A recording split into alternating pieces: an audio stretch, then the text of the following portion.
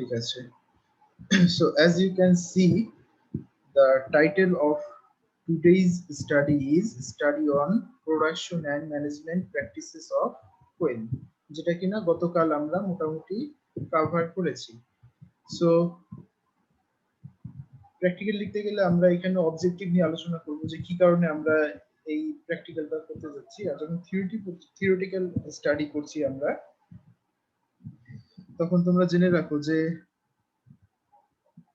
কোয়েল সম্পর্কে জানার জন্য আমরা পড়ালেখা করছি।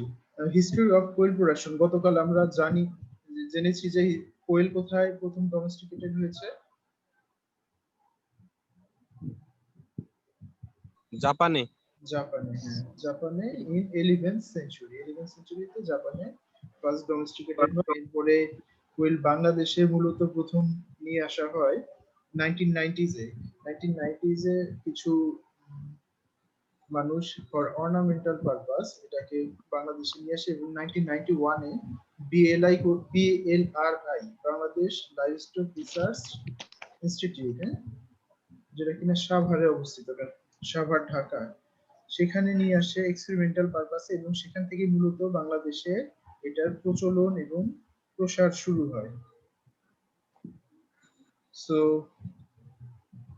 পারপাস অফ কোয়েল প্রোডাকশন, আমরা জানি কোয়েল কিসের জন্য প্রোডাকশন করা হয় অথবা কোয়েল ফার্মিং করা হয়। এক নাম্বার পারপাস হচ্ছে এগ এন্ড মিট প্রোডাকশন, দেন আমরা এটা অর্নামেন্টাল পারপাসে ব্যবহার করতে পারি। আরেকটা পারপাস হচ্ছে রিসার্চ পারপাস, যে এটা পাইলট এনিমেল হিসেবে for research very suitable because of its short generation interval.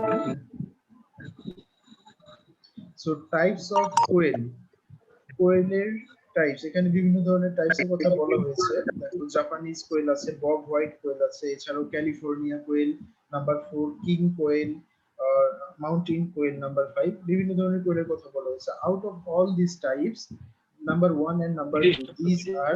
Sir, আপনার স্ক্রিনটা একটু বড় করলে ভালো হতো। ও আচ্ছা, ঠিক আছে।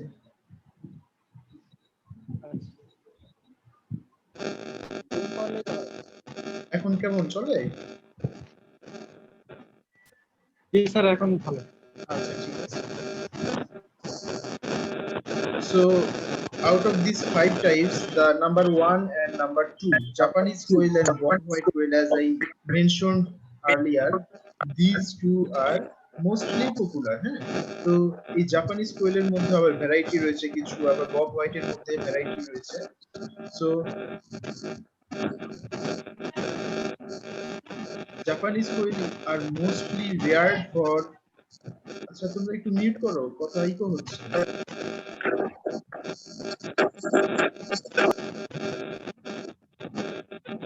রাকিব হোসেন সজীব আর হচ্ছে মিজান, মিউট করো। ঠিক আছে। সো এই যে এই কোয়েলগুলো বললাম, বব হোয়াইট কোয়েল আমি গতকাল বলেছিলাম কিসের জন্য রেয়ার করা হয়?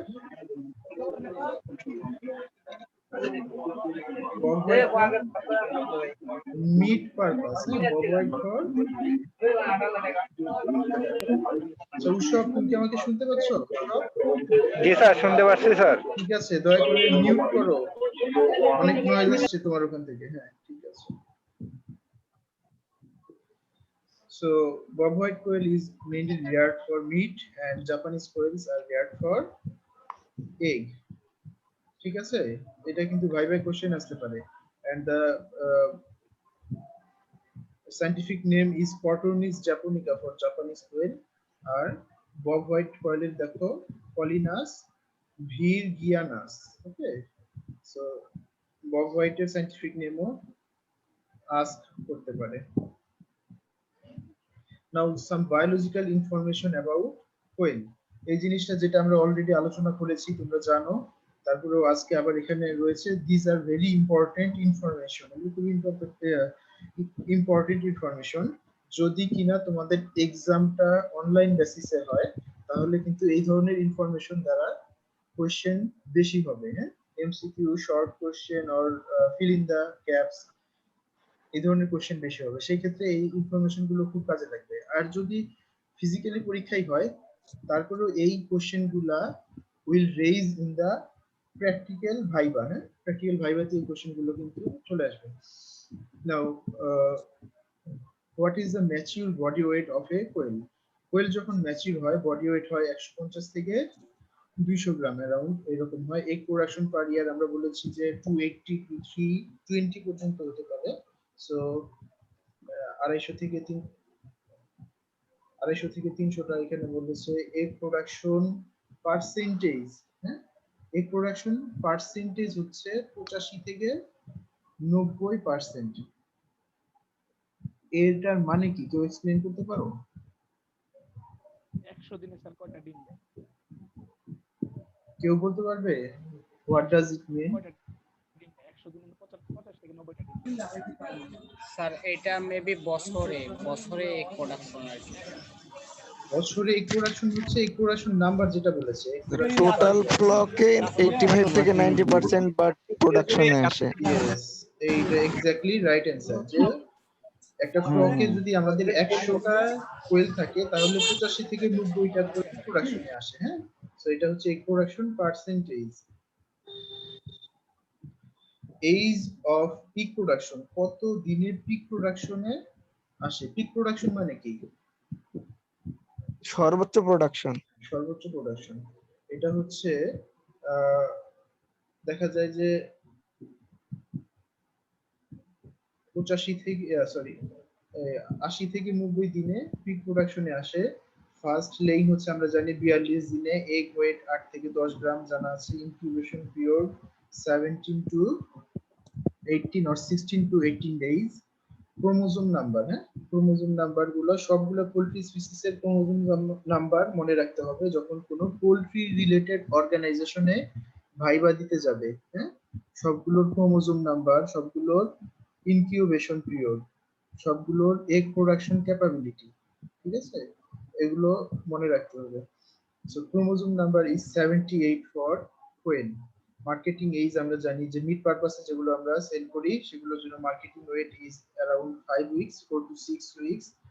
মেল ফিমেল রেশিও আগেও বলা হয়েছে, এটা 1:3 to 4। হ্যাঁ, একটা মেল 3টা থেকে 4টা female. Feed conversion ratio is around 2 for broiler type and around 3.3 to 4 for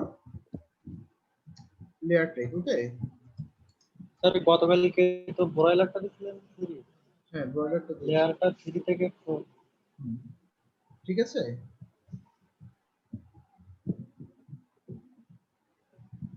bKash Sujan Sheikh. So feed conversion রেশিওটা আমরা জানলাম। তারপরে হচ্ছে আমরা আগেই বলেছি যে কোয়েল নিজের ডিম ইনকিউবেট করে না, আমরা ব্রুডিং হেন ইউজ করতে পারি অথবা মেকানিক্যাল ইনকিউবেটর ইউজ করতে হবে। Resistant to common diseases and must be confined at all the time. সবসময় এটাকে কনফাইনমেন্টে রেয়ার করতে হবে, ছেড়ে পালন করা যাবে না।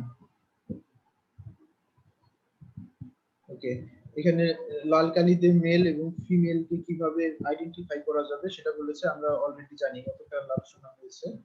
ফেদার কালার দ্বারা দুইটাকে ডিফারেন্সিয়েট করা যায়। ক্যারেক্টারিস্টিক্স অফ কোয়েল, হ্যাঁ, এই জিনিসগুলো গতকাল আলোচনা হয়েছে, তোমরা যদি পড়ো তাহলে এখানে বুঝতে পারবে। লেখা কি বেশি ছোট না পড়া যায়?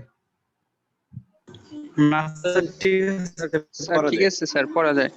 পড়া যায় যখন, তাহলে ঠিক আছে।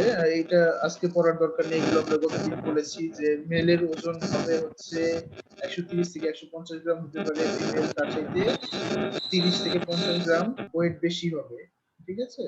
তারপরে ডিমের ডিম 8 থেকে 10 অথবা 10 থেকে 12 গ্রাম, এবং বাচ্চা হবে 6 থেকে 8 গ্রামের মতো। তারপরে হচ্ছে বাচ্চার ওজন ডিমের ওজনের কত পার্সেন্ট?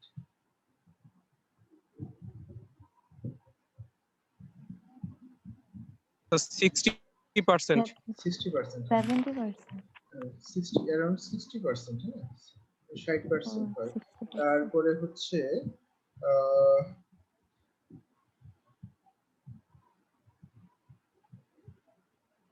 ওকে লেইং শুরু করে 6 থেকে 7 সপ্তাহ। ফার্স্ট লেইং এজ আমরা জানি 6 থেকে 7 সপ্তাহ।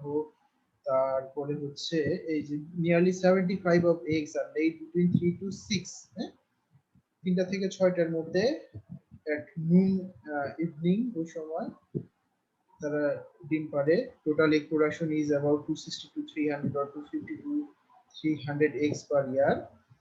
Life span for quail is 3 to 4 years। হ্যাঁ লাইফ স্প্যানটাও জানতে হবে। কোয়েলের লাইফ স্প্যান কত বছর? 3 থেকে 4 বছর। মানে 3 থেকে 4 বছর পর এরা অটোমেটিক বৃদ্ধ বয়সজনিত কারণে মারা যাবে। ঠিক আছে?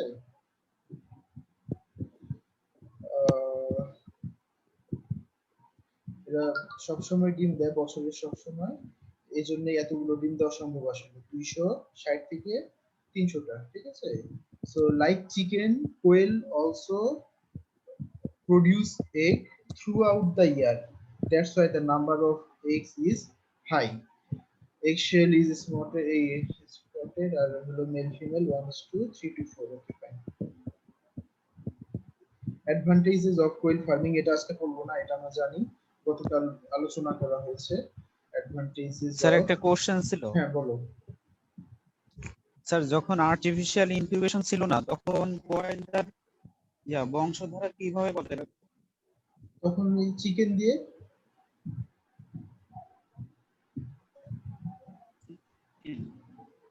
ঠিক আছে, চিকেন দিয়ে ইনকিউবেট করা হতো।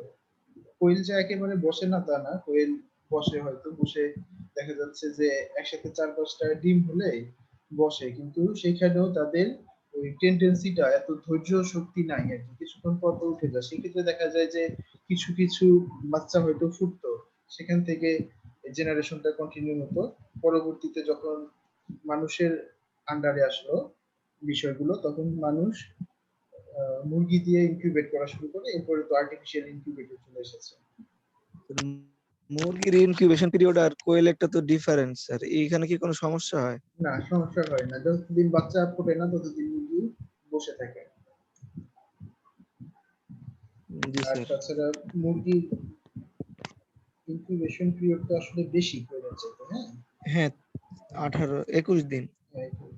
তো এটা সামহাউ বাই দেয়ার ফিজিওলজি, তাদের ফিজিওলজি দ্বারা তারা বোঝে যে ভেতরে বাচ্চার কন্ডিশন কি, হ্যাঁ কখন টার্নিং বন্ধ করতে হবে এটাও তারা বোঝে, কখন বেশি ময়শ্চারাইজ করতে হবে এটাও বোঝে। তো ময়শ্চারাইজেশনের উপায়টা কি জানো? ন্যাচারাল ব্রুডিং এ আমরা তো জানি যে হিউমিডিটি আমরা বেশি বাড়িয়ে দেই ডিউরিং হ্যাচিং, তাই না? হ্যাচারে যখন সেট করি তখন হিউমিডিটি বাড়িয়ে দেই। ন্যাচারাল ব্রুডিং এর সময় হিউমিডিটি কিভাবে বাড়ায়? পাখা কি একটু উঁচা টুচা করে দেয় এইভাবে? উঁচা করে দেয় তা না, একটু ভেজা পাখা নিয়ে ডিমের উপর বসে বেশি। হ্যাঁ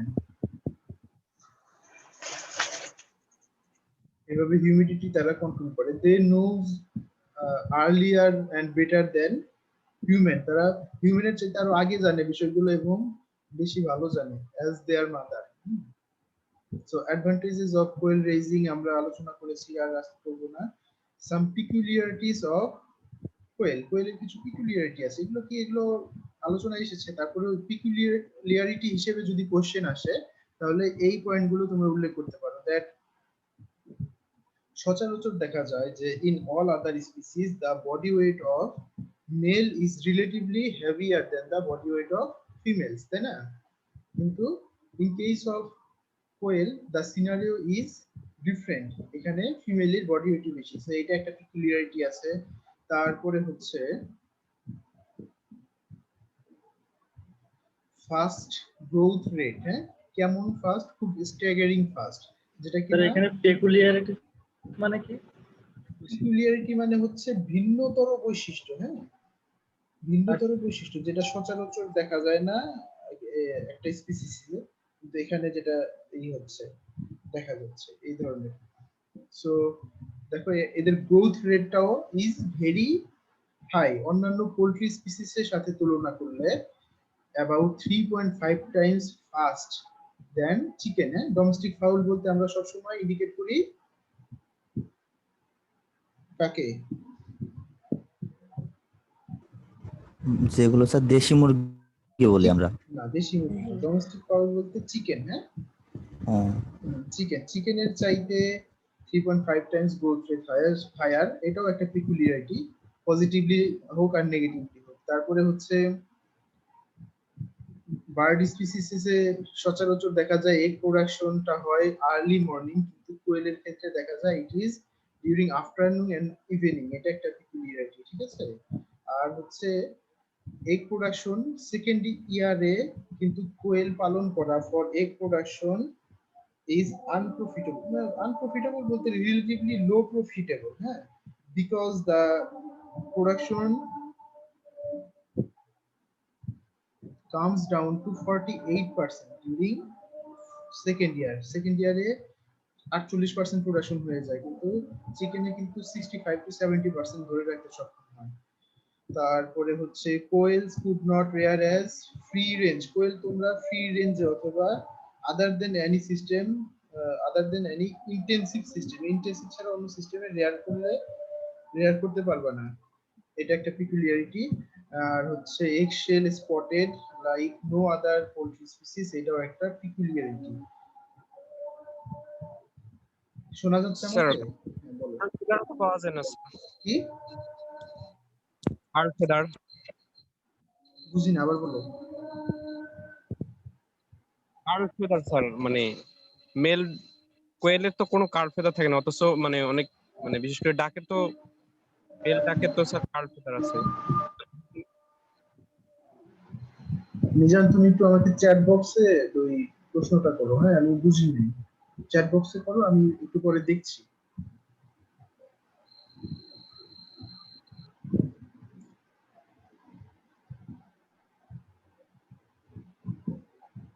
এরপরে দেখো রেজিং কোয়েল চিক্স। হ্যাঁ, এগুলো মোটামুটি গদ বাঁধা কথা, এখানে তেমন কিছু নতুন নেই। তবে যখন আমরা রেইজ করব ব্রুডিং পিরিয়ড এরপর গ্রোয়িং পিরিয়ড, তখন কিছু বিষয়ের উপর আমাদের গুরুত্ব দিতে হবে। সেই বিষয়গুলো কি?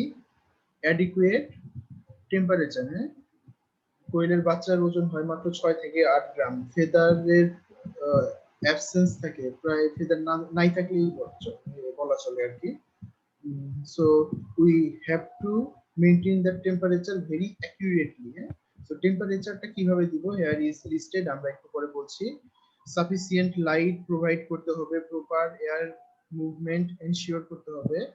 তারপরে হচ্ছে density of quail chick should be maintain properly, supply of food and water and hygienic rearing rules maintain করে চলতে হবে। Now what are the temperature and humidity requirement for quail rearing? Quail rearing এর জন্য temperature এবং humidity রিকোয়ারমেন্টটা কি? এখানে আমরা যদি দেখি, for the first week the temperature should range between 35 to 36 degree, হ্যাঁ, and the humidity should be around 65%. এইভাবে প্রতি সপ্তাহে আমরা 2 থেকে 3 ডিগ্রি করে কমিয়ে দেখো, 35 থেকে 33, দেন 29, and around 4 week it should go to 23 to 21 degree. এখন there is a question, if the ambient temperature is 26 or 27 degree, হ্যাঁ, ambient temperature যদি 26 অথবা 27 ডিগ্রি হয়ে থাকে, তখন কি আমরা 21 বা 23 এ নামাবো? কি মনে হয়? প্রশ্নটা বুঝতে পারিনি। আমি বলছি যে দেখো, temperature control in case of quail বলা হয়েছে ফার্স্ট উইকে 35 থাকবে, সেকেন্ড উইকে 33, থার্ড উইকে 29 এবং ফোর্থ উইক এন্ড অনওয়ার্ডস 4 উইকের পর থেকে 23 থেকে 21 ডিগ্রিতে তারা সার্ভাইভ করতে পারে। হ্যাঁ, সো এই যে 23 থেকে 21 এ থাকতে পারে, যদি আমাদের অ্যাম্বিয়েন্ট টেম্পারেচার বা পরিবেশের যে তাপমাত্রা সেটা যদি 27 ডিগ্রি হয় during fourth week of their life, তাহলে কি আমরা তারপরেও 21 থেকে 23 ডিগ্রিতে টেম্পারেচার নামাবো কিনা? না স্যার, এনভায়রনমেন্ট টেম্পারেচারে রাখা মনে হয় উচিত হবে। হ্যাঁ, এনভায়রনমেন্টাল টেম্পারেচারে রাখলেই হবে।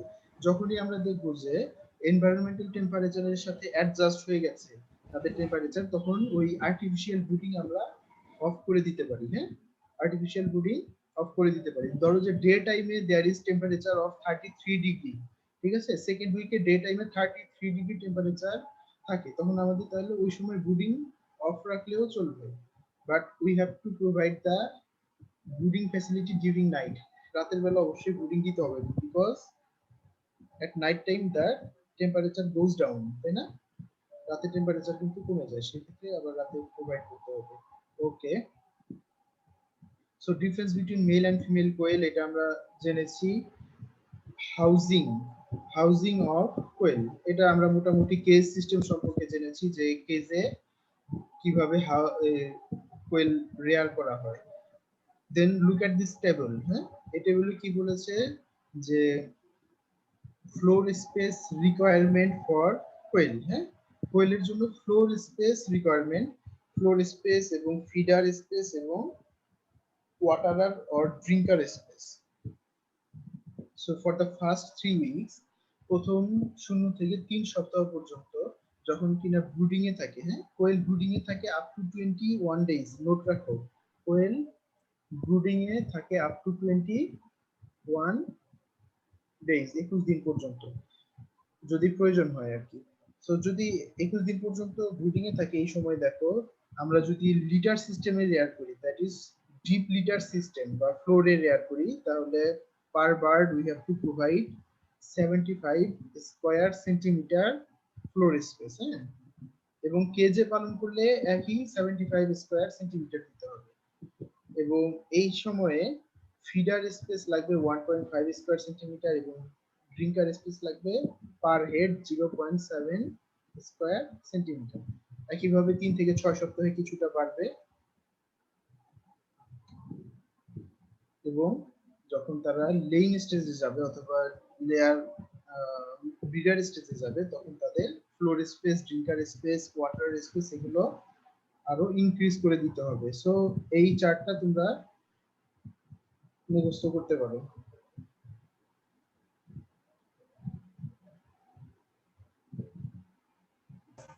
আর এই চার্টটা কি স্যার একটা কোয়েলের ক্ষেত্রে নাকি? হ্যাঁ, এখানে যেটা ইন্ডিকেট করেছে পার হেড, হ্যাঁ, একটা কোয়েলের জন্য কতটুকু লাগবে, এভাবে হিসাব করে যদি আমাদের ফ্লক সাইজ হয় 1000 কোয়েল, তাহলে 1000 এর জন্য আমাদের বের করে নিতে হবে।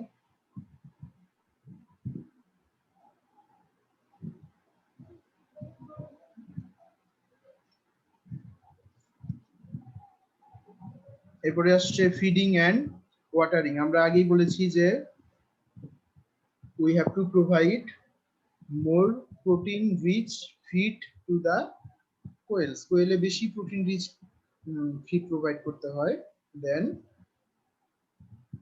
চিকেনের চেয়ে। So an adult quail consumes about 20 to 25 grams of feed daily. Adult quail 20 থেকে 25 গ্রাম খাবার খায়, এবং আরো বয়স বৃদ্ধির সাথে সাথে with the increasement of age they will increase the feed intake also, and the protein content should be 27% for adult, for chick. Initially it should be 27% protein content, and for adult it should be range between 22 to 4% protein in diet. So এখানে একই কথা লেখা আছে। আমরা we have already gone through this table. এই table আমরা already দেখেছি, that initial protein and energy content. So what points should you memorize from here? You should memorize the Me content, Me content for quail, protein content for quail, calcium, phosphorus. Okay, Me, protein, calcium and phosphorus, এগুলো কোন phase feeding এ কত percent প্রয়োজন হয়, এটা প্রয়োজন হবে, এক্সামে আসতে পারে। ফিডিং এন্ড ওয়াটারিং স্পেসেস কত, এটা আমরা অলরেডি জানি। lighting and egg production. So this is a new topic, lighting. Lighting, কোয়েলের lighting, এটা new topic, এটা নিয়ে একটু আলোচনা করব আমরা।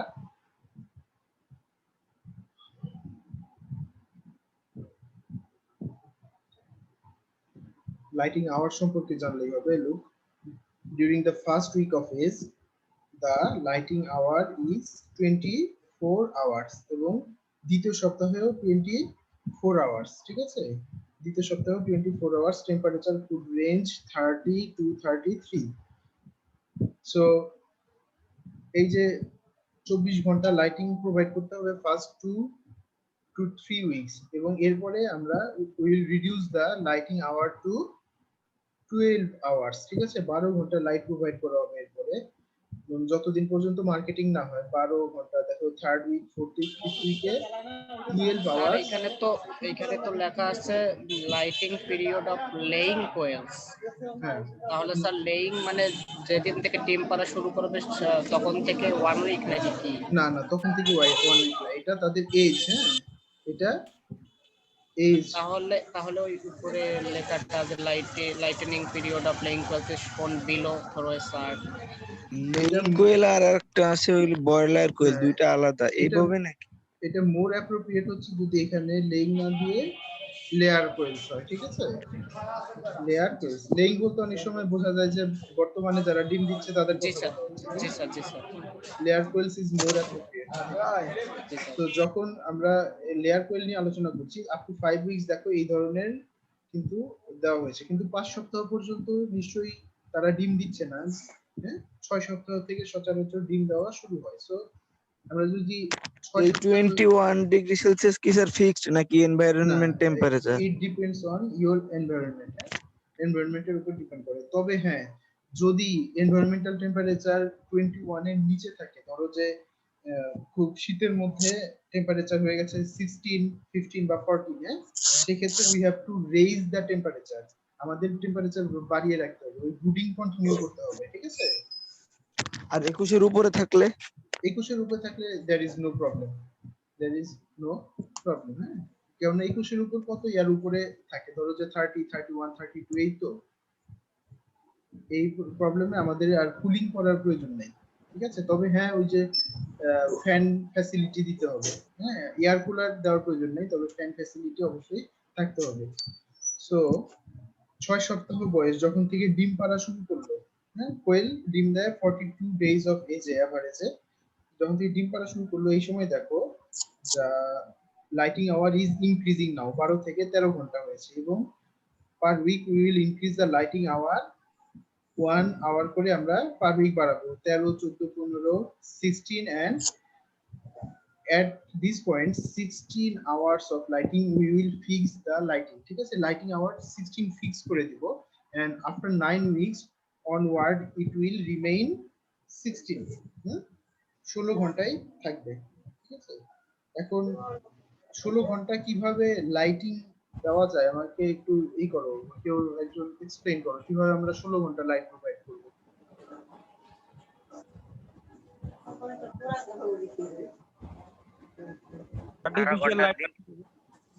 তো রাতে 4 ঘন্টা লাইট দিতে হবে। Yes, if the daytime is 12 hours, day time যদি 12 ঘন্টা হয়, সেই 12 ঘন্টাতে there will be availability of natural light, natural light থাকবে। বাকি 4 hours at the evening, অবশ্যই ইভিনিং এ, ঠিক আছে? একটানা 16 ঘন্টা লাইট দিতে হবে। So বাকি 4 hours at the evening we will provide the extra lighting, okay? So for Nepali student, if you haven't understood, the lighting hour should be 16 hours during 9th week and onwards, okay? 9th week and onwards for chicken. So for keeping the lighting hour 16 hours, we have to provide some extra artificial lighting facility. Suppose that day length is 10 or 12 hours, okay? If the day length is 12 hours, we will provide the natural light inside the shade for 12 hours and we will provide additional 4 hours of artificial lighting at the evening. Evening এ আমরা will provide artificial lighting so that the total lighting hour becomes 16. Okay, becomes 16. Diseases এই কথাগুলো আগেই বলা হয়েছে, coccidiosis হতে পারে, তারপরে ulcerative enteritis, they are resistant to Eimeria species and গুডার নিউমোনিয়া হতে পারে, এবং এই ক্ষেত্রে মর্টালিটি 2 to 5% হতে পারে। So the last topic, challenges in quail rearing. Quail rearing এ কি চ্যালেঞ্জ রয়েছে?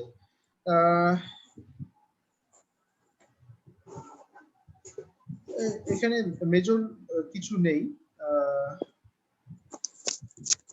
ক্যানিবালিজমের একটা কথা রয়েছে নাম্বার 2 পয়েন্টে, যেটা গতকাল একজন প্রশ্ন করেছিল, ঠিক মনে হয়, যে what in case of cannibalism, cannibalism হলে কি করবে? যখন we rear male and female quails together, the male quail peck the other quails and make them blind, চোখে পেক করে এবং ব্লাইন্ড করে। সো এটার remedy we have discussed that we have to provide adequate amount of protein in the diet. So this is all about quail farming or quail management. Now if there is any question from your side, you may ask me.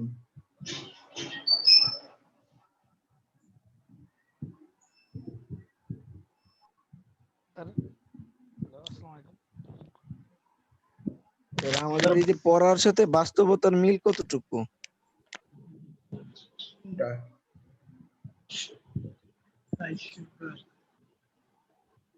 কোন বিষয়ে sir? এই যে rearing বিষয়ে, chicken কিংবা কোয়েল।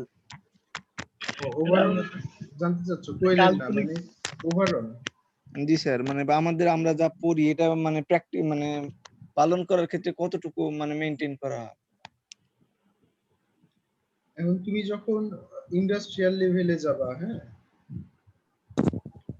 Industrial লেভেলে যাবা, সেখানে প্রতিনিয়ত দা রেয়ারিং সিস্টেম ইজ চেঞ্জিং, প্রতিনিয়ত রেয়ারিং সিস্টেমটা চেঞ্জ হচ্ছে এবং নতুন নতুন ইকুইপমেন্ট আসছে, মেকানাইজেশন হচ্ছে, মেকানাইজেশনের মাধ্যমে রেয়ারিং সিস্টেম চেঞ্জ হয়ে যাচ্ছে। But in case of any failure of mechanization, মেকানাইজেশনের যদি কোনো ফেলিওর হয়, সেই ক্ষেত্রে ব্যাকআপ দেওয়ার জন্য যে ট্র্যাডিশনাল সিস্টেম প্রয়োজন, সেটাও আমরা এখানে পাশাপাশি করে যাচ্ছি। এবং আসলে মেকানাইজড যে ওয়েগুলো রেয়ারিং এর জন্য, সেগুলো আমরা যদিও থিওরিটিক্যালি এখানে পড়াই, প্র্যাকটিক্যালি আসলে কিন্তু তোমাদের দেখানো সম্ভব না। এটা শুধুমাত্র তখনই সম্ভব হবে যখন আমরা কোনো ইন্টার্নশিপ প্রোগ্রামে যাব for few days or a month, সেই সময়টা এটা সম্ভব। আর একেবারে ইররিলেভেন্ট যে কিছু তোমাদেরকে এখানে দেখানো হয় তাও না, ইররিলেভেন্ট না, দিস আর ইন প্র্যাকটিস, এগুলো প্র্যাকটিসে আছে, মানে এগুলো এখন প্র্যাকটিস করা হয়। কিন্তু মেকানাইজেশনের ফলে there may have some change, কিছু চেঞ্জ চলে আসতে পারে। and if you know the basics, যেগুলো তোমাদেরকে ক্লাসরুমে শেখানো হয়, এই বেসিক্স গুলো যদি জানো, you will be able to adapt the mechanization technique also, তোমরা ওগুলো অ্যাডাপ্ট করতে পারবে। and if you don't know the basics, তাহলে কিন্তু ওখানে মেকানাইজেশন তুমি অ্যাডাপ্ট করতে পারবা, কিন্তু যদি কোনো মেকানাইজেশনে ফেল হয়, সেই ক্ষেত্রে you will also fail, তুমিও ফেল করে যাবা, and there is a chance of getting out of the job, তোমাকে জব থেকে কিন্তু ফায়ার করে দিতে পারে। আর তাছাড়া রিলেভেন্সি আছে আর নেই, সেটা প্রশ্ন করার আগে তোমার আরেকটা জিনিস বোঝা উচিত, যে তুমি যখন চাকরির জন্য অ্যাপ্লাই করতে যাবা, এনিহোয়ার চাকরির জন্য অ্যাপ্লাই করতে যাবা, তোমাকে কিন্তু এখান থেকে কোশ্চেন গুলো আস্ক করবে, এখান থেকে কোশ্চেন গুলো আস্ক করে তোমাকে জাজ করে নেবে। and if you cannot give the answer of such type of questions, এগুলো কোশ্চেনের যদি তুমি আনসার করতে না পারো, তোমার মধ্যে যতই পোটেনশিয়ালিটি থাকে, কিন্তু সেই পোটেনশিয়ালিটি শো করার সুযোগ পাবা না। মানে তারা যদি চাকরি তোমাকে না দেয়, তাহলে তুমি পোটেনশিয়ালিটি কিভাবে শো করবা? জি স্যার। স্যার কোশ্চেন ছিল স্যার। হ্যাঁ বলো স্যার। এই যে ব্রোডিং এর ক্ষেত্রে আমি দেখছি যে স্যার লাইটটা অন হয় অফ হয় একটু পর পর, তাই না sir?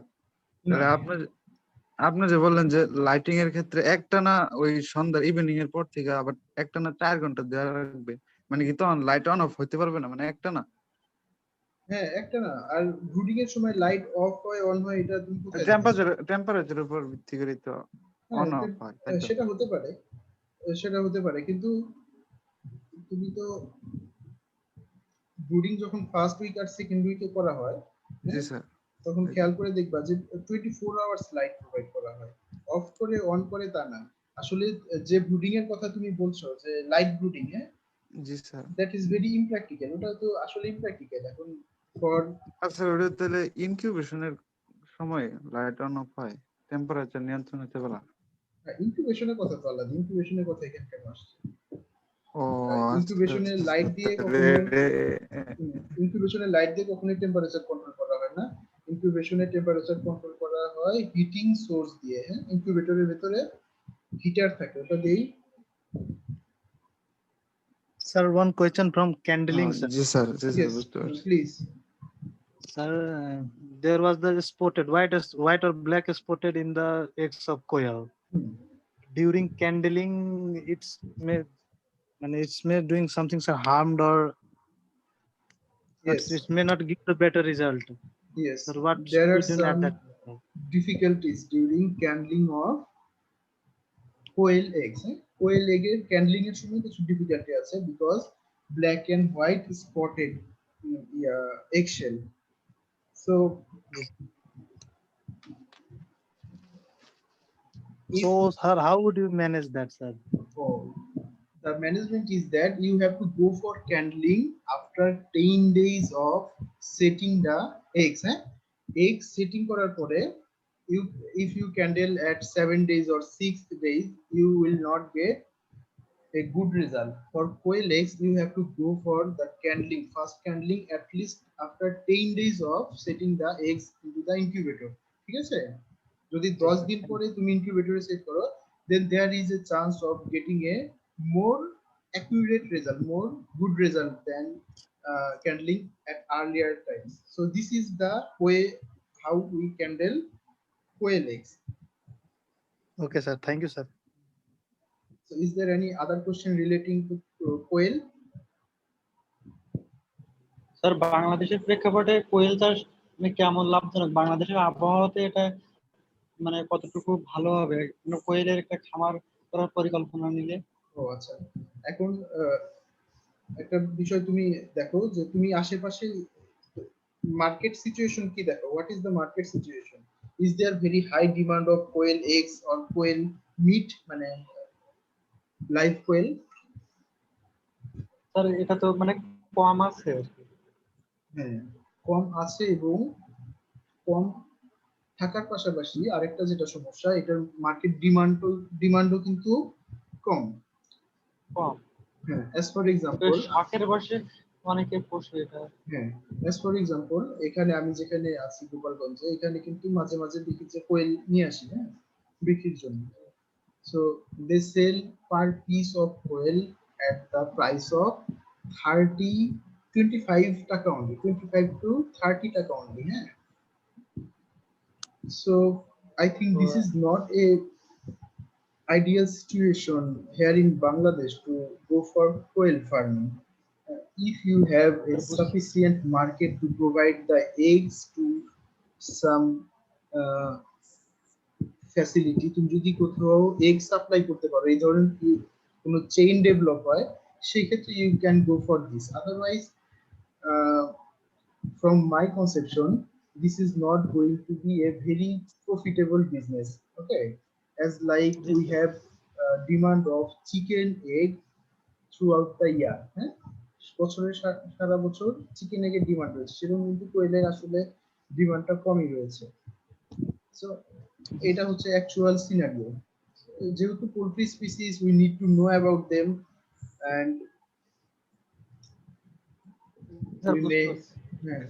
We may go for research with quail, সেজন্য আমাদের এইসব জানতে হয়। এরপরে আর কোনো কোয়েশ্চেন আছে?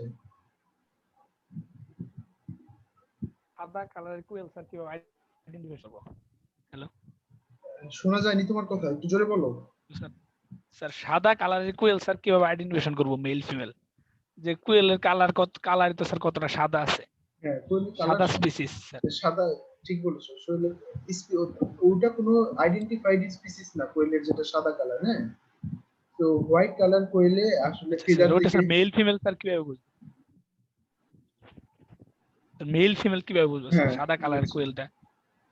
সাদা কালার কোয়েলের মেল ফিমেল বুঝতে হলে আমাদের অর্গানোলেপটিক যে সেই এক্সামিনেশন সেটাতে যেতে হবে। ওটা কেমন, কোয়েলের ভেন্ট যেখানে আছে, হ্যাঁ, কোয়েলের ভেন্টে আমাদের যদি ওই মেল এবং ফিমেলের ভেন্টে কিছু পার্থক্য রয়েছে, এক্সাক্ট একটা অর্গান থাকে, ওটা এই মুহূর্তে আমার ঠিক নামটা মনে নেই। হ্যাঁ, কিন্তু সেই ভেন্টের চারিদিকের যে তোমার হচ্ছে অবস্থান এবং ওখানকার যে অর্গান গুলো, এগুলো দেখে মেল ফিমেল আইডেন্টিফাই করা যায়, তবে এটার এফিসিয়েন্সি কম। ঠিক আছে, হোয়াইট মেল ফিমেল যখন আমরা অর্গান দেখে আইডেন্টিফাই করব, এটার এফিসিয়েন্সি কম। তুমি যেহেতু প্রশ্ন করেছো, I will find the answer of this. হ্যাঁ, আমি এটার অ্যান্সার বের করার চেষ্টা করব এবং অ্যান্সার বের করে I will provide to you. না বন্ধ আছে, ঠিক আছে। আর এই সাদা কোয়েলের ক্ষেত্রে কি আমরা মানে আকার দেখে আইডেন্টিফাই করতে পারবো না যে এটা মেল বা ফিমেল? আকার মানে দেখে নরমালি আইডেন্টিফাই তো করা যাবে, সেটা ঠিক বলেছো, কিন্তু আকার দেখে আইডেন্টিফাই করা যাবে একই বয়সের দুইটা কোয়েল হলে। হ্যাঁ, একই বয়সের দুইটা কোয়েল পাশাপাশি রাখলে, আবার একই বয়সের দুইটা মেল কোয়েল পাশাপাশি রাখলে তারাও কিন্তু একটা বড় একটা একটু ছোট হতে পারে। হ্যাঁ, সেই ক্ষেত্রেও ওই যে আইডেন্টিফিকেশনের সমস্যা হতে পারে। কাজেই মেল ফিমেল কোয়েল সাদাটা যেটা আইডেন্টিফাই করা, এটা অর্গান দেখেই করতে হবে এবং এটার যেটা appropriate way I will tell you later on. আমি নোট রেখেছি, আমি এটা একটু স্টাডি করে দেব। আর কোনো কোশ্চেন আছে? স্যার ক্যান্ডেলিংটা একটু যদি বলতেন, বলে গেছে। আচ্ছা, ঠিক আছে। ক্যান্ডলিং যেটা গোপাল প্রশ্ন করলো যে কোয়েলের, জি তোমার এটা অফ করে দাও। হ্যাঁ, ঠিক আছে। কোয়েলের ক্যান্ডলিং এর ক্ষেত্রে কোনো সমস্যা হয় কিনা, যেহেতু কোয়েলের শেল কালার একটা না, মাল্টি কালার শেল, তাই না? এক্ষেত্রে আমরা যখন ক্যান্ডলিং করি আমরা আসলে কি দেখি, আমরা দেখি যে ভেতরে কোনো কালো স্পটের তৈরি হয়েছে কিনা, যেটা বড় হচ্ছে ধীরে ধীরে। হ্যাঁ, একটা কনকেভ স্ট্রাকচার তৈরি হবে। সো কোয়েলের ক্ষেত্রে যেহেতু মাল্টি কালার শেল, এটা ক্যান্ডলিং করে অনেক সময় বোঝা যায় না যে এই ভেতরে কি হচ্ছে কি হচ্ছে না, মানে either it is a fertile egg or non fertile egg. সেক্ষেত্রে আমাদের যেটা করণীয় সেটা হচ্ছে we have to go for candling at later stage of incubation. ইনকিউবেশনের একটু পরের দিকে যেতে হবে, যখন কিনা ভেতরের এমব্রায়ো ডেভেলপমেন্টটা মোটামুটি অগ্রসর হয়ে গেছে, at the day of 10 or 11। হ্যাঁ, 10 অথবা 11তম দিনে আমরা ক্যান্ডলিং এ যাব। ওই সময় এমব্রায়ো মোটামুটি এতটা বড় হয়ে আসে যে ক্যান্ডলিং এ তখন অ্যাকুরেসি বাড়ে, আদারওয়াইজ ক্যান্ডলিং এ অ্যাকুরেসি বেশি থাকে না in case of quail eggs. Any more question?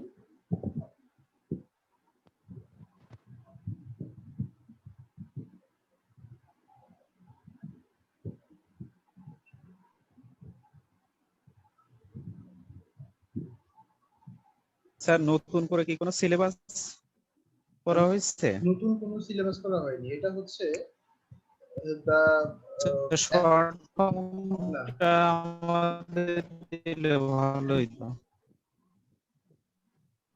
Short ফর্মটা তোমরা পাবে না, আর এটা শর্ট হবে কিনা it depends on the assigned teacher. Assigned teacher যদি if he can cover all the course content এই সময়ের মধ্যে, তাহলে সে কভার করবে। আর সে যদি মনে করে যে all the course content are not possible to finish, so he will go for relatively short course content and he will choose by himself। ঠিক আছে, সে চুজ করবে and তোমরা বুঝতে পারবে যে কে কতটুকু পড়াচ্ছে এবং তার মধ্যে থেকে কোশ্চেন হয়, এটা তো জানবে। So Hasan Mahmud, can you hear me now? তুমি তো লিখেছো, কিছু শোনা যাচ্ছে না। হাসান মাহমুদ, আসো তুমি?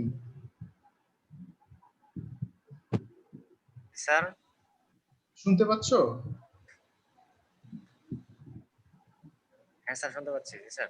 আচ্ছা ঠিক আছে, তুমি মেসেজ লিখেছিলে, কিছু শোনা যাচ্ছে না। স্যার আমাদের কোর্স কি ডিসেম্বরের ভিতরে কমপ্লিট হবে?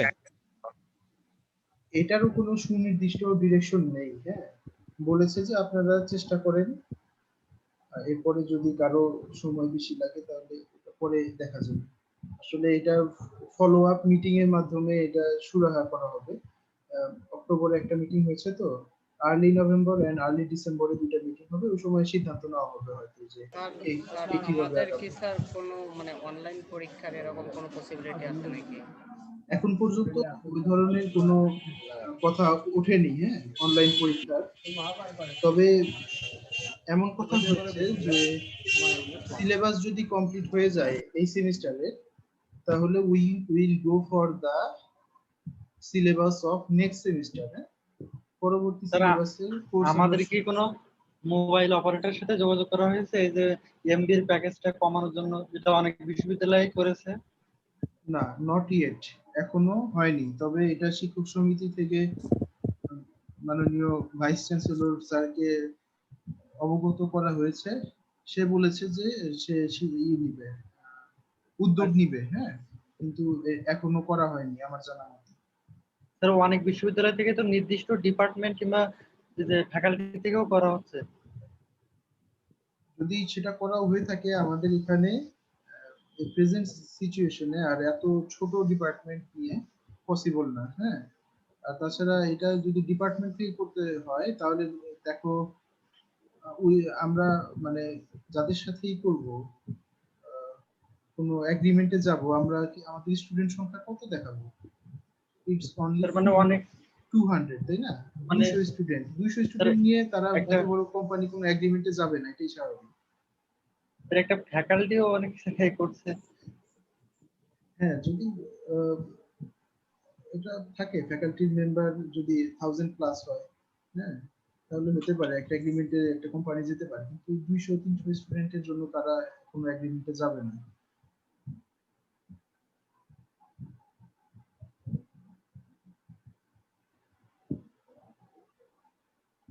আর তাছাড়া তোমাদের যদি তোমরা তো যার যার মনে হয় মোবাইল ডেটা ইউজ করছো, কারো ওয়াইফাই থাকলে থাকতে পারে, সেই মোবাইল ডেটা যখন ইউজ করো তুমি কেমন কাটে, এমবি কাটা যায় তোমাদের পার ক্লাস? 1 ঘন্টা ক্লাস করলে কারো ধারণা আছে? গতকালকে 400 এমবি গিয়েছিল। 400? একটা ভিডিও চ্যাট যদি করা যায় 1 জিবির মতো নিয়ে নেয়। হ্যাঁ, তাহলে নেয়, কিন্তু জুমে একটু কম কাটে আমার মনে হয়। কারণ গতকাল স্যার 500 এমবি লাগে স্যার, 400 থেকে 500 লাগবেই স্যার একটা ক্লাস, 1.5 ঘন্টার class. that means per day you need around 1 GB data, তাই না?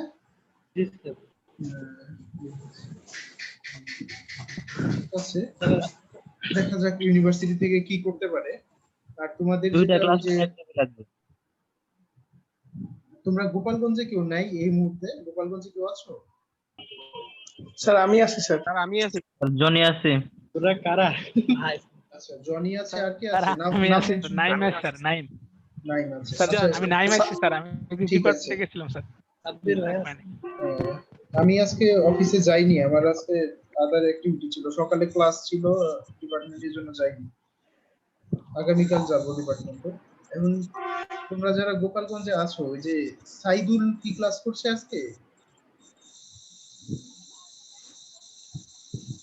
স্যার জানি না তো sir. I think Saidul is absent. Saidul Litunjira Litunjira কে তোমাদের কেউ একজন গাইড করো যে হাউ টু জয়েন। তার তো ডিভাইস আছে, তাহলে জয়েন করতে পারছে না কেন? স্যার ওরে যদি মেসেজটা কপি করে এমনি ফোনে টেক্সট করা যায় এইভাবে হইতে পারে। তাহলে সেটা করছো না কেন? এটা তো শেয়ার করতে পারে যেভাবে। সেটা ও তো বলতে পারে স্যার, ও কিছু বলে না কেন?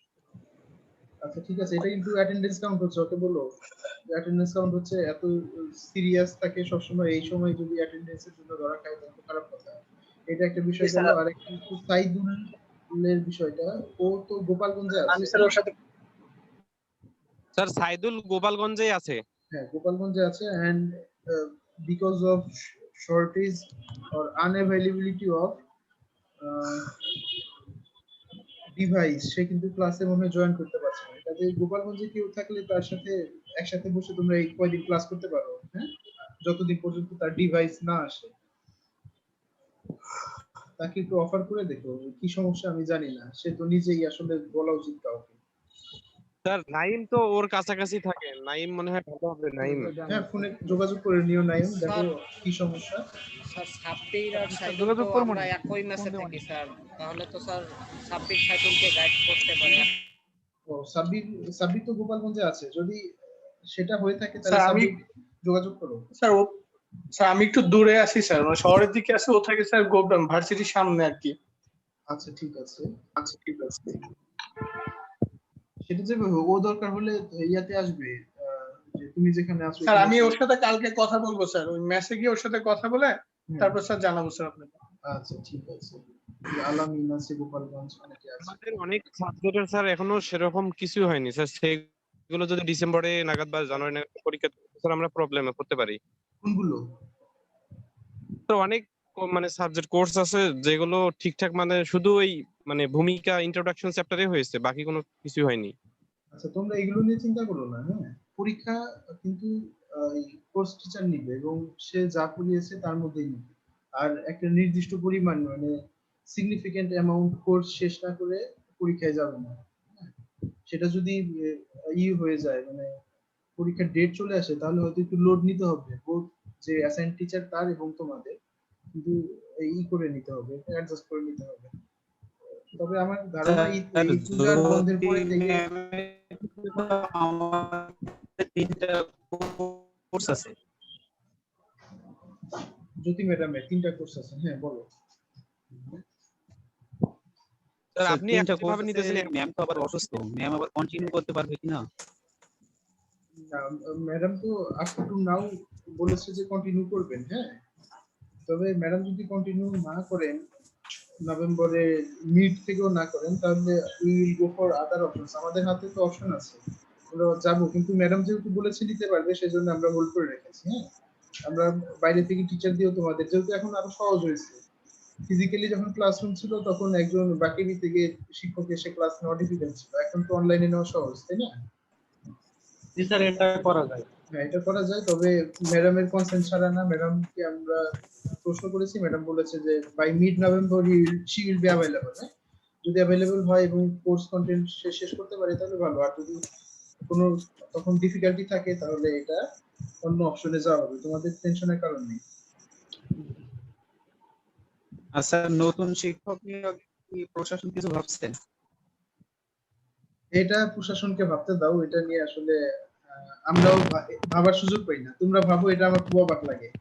হ্যাঁ, আমরাও তো ভাবার সুযোগ পাই না, আমরা রিকোয়েস্ট করতে পারি। কাজেই এইসব নিয়ে কথা না বলে ভালো।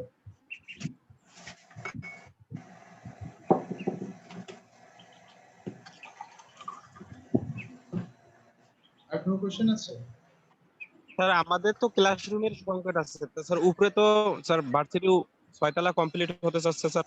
হ্যাঁ, ক্লাসরুম এটা অলরেডি নোটিফাইড করা হয়েছে যথাযথ কর্তৃপক্ষ বরাবর, এবং তারা আশ্বস্ত করেছে যে দে আর উইলিং, হ্যাঁ, তারা দিতে চাচ্ছে। তবে এটা সমস্যাই তো আর সমাধান হবে না। আমরা আমাদের যে সংকট, কি ধরনের সংকট এটা জানিয়েছি এবং তারা বিষয়টাই নথিভুক্ত করেছে, কাজেই এটার সমাধান আশা করি হবে। স্যার আমাদের কোর্স কারিকুলাম যে বিবিসি কর্তৃক মানে অনুমোদিত, স্যার এটা হওয়ার কথা ছিল, এই যে নতুন ভাইস চ্যান্সেলর স্যার আসলে, এখন তো আসছে, সেটার অগ্রগতি কত? কি কর্তৃক অনুমোদিত? বিবিসি? জি স্যার। ও আচ্ছা, ঠিক আছে। বিবিসি কর্তৃক অনুমোদনের জন্য আমাদের আরেকটু কাজ করতে হবে, তবে এটা আমাদের রিজন বোর্ড কর্তৃক জানো যে অ্যাপ্রুভ হয়ে গেছে। আমাদের যে নতুন 203 ক্রেডিটের যে সিলেবাস, এইখানে আমাদের কোনো সংশয় নাই, মানে এই সিলেবাস কখনো চেঞ্জ হবে না। আর আমরা যেহেতু মেইনটেইন করেছি ট্রিটমেন্ট এবং তোমার প্রোডাকশনের রেশিওটা প্রপারলি, যেটা বিবিসির বুকলেটে তাদের রিকোয়ারমেন্ট, হ্যাঁ, 68 আর 32%। তো আমরা এখানে অ্যারাউন্ড 70 আর 30% রেখে যখন একটা কারিকুলাম দাঁড় করিয়েছি, আশা করি এখানে প্রবলেম হবে না। এটা ইউনিভার্সিটি সচল হওয়ার পরে আমরা আসলে এটা সরেজমিনে অনেক কাজ আছে আমাদের। তোমাদের ইন্টার্নশিপের জন্য কাজ করতে হবে, তোমাদের ইন্টার্নশিপের ভাতার ব্যবস্থা করতে হবে, তারপরে সার্জিক্যাল কিট বক্সের জন্য আমরা অলরেডি আবেদন করেছি, ওটার একটা সুরাহা করতে হবে। তারপরে স্যার তোমাদের- এটাও তো হ্যাঁ, তোমাদের মানে এই অনেক ইস্যুটা আছে। 3-2তেই দেওয়া হয়, আমি যেটা শুনছি সব বিশ্ববিদ্যালয়ে। হ্যাঁ 3-2 তে দেওয়া হয়, 3-1-এও দেওয়া হয়। আমরা রিকুইজিশন দিয়েছি, এখন দেখি উত্তরটা কি আসে। জি স্যার। ঠিক আছে, আর কোনো কোশ্চেন না থাকলে আমরা ক্লোজ করে দিই। 8:07 বাজে, আজকে একটু বেশি লোড হয়ে গেছে। ঠিক আছে, আমার আবার আরো সেশন আছে। আমার 10:30 থেকে 12টা পর্যন্ত আরেকটা সেশন আছে, ওটা আমার পার্সোনাল সেশন।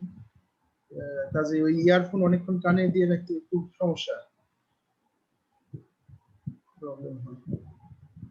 ঠিক আছে, তাহলে যদি তোমাদের এই রিলেটেড কোনো কোশ্চেন না থাকে, তাহলে আজকের মতো আমরা ক্লাস শেষ করি। নেক্সট ক্লাসে আবার দেখা হবে। আসসালামু আলাইকুম। ওয়ালাইকুম আসসালাম। আসসালামু আলাইকুম। ওয়ালাইকুম